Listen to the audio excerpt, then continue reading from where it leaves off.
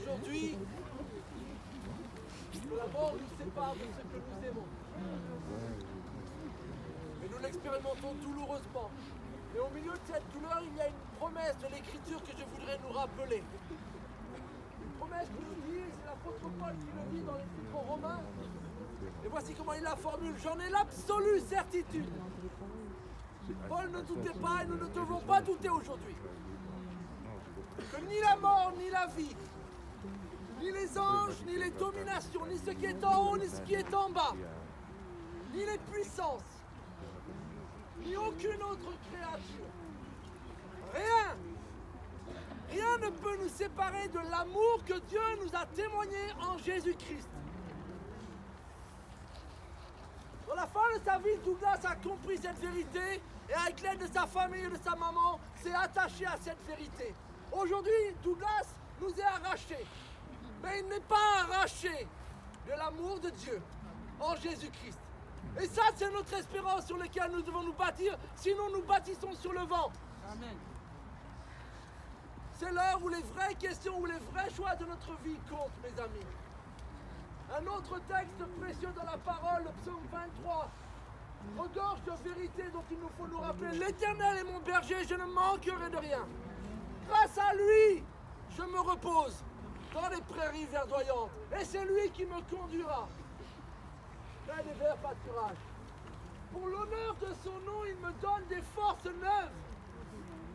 Et écoutez bien ce verset parce qu'il vaut son pesant d'or. Même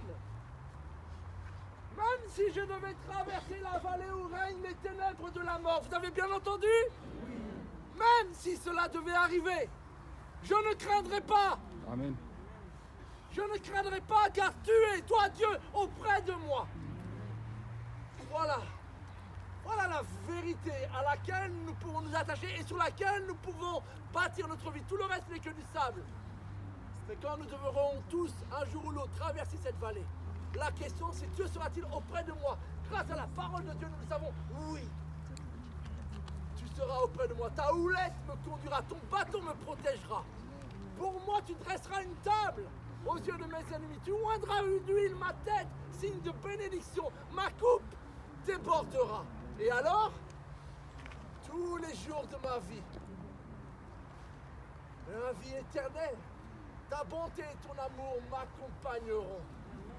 Et je pourrai retourner dans la maison de l'Éternel tant que je vivrai. Voici des promesses très importantes, mes chers amis, auxquelles nous devons réfléchir et auxquelles nous devons nous attacher. Il y a un chant que nous avons l'habitude de chanter lorsque arrive ce moment, c'est ce chant « À toi la gloire ». Je ne sais pas si vous le connaissez, si vous avez ramené les feuillets, vous avez les paroles, mais c'est un chant que nous aimons chanter, que les premiers chrétiens chantaient le jour de la Pâque, le jour de la résurrection. Vous le connaissez, « À toi la gloire » ? Alors on va essayer de le chanter ensemble.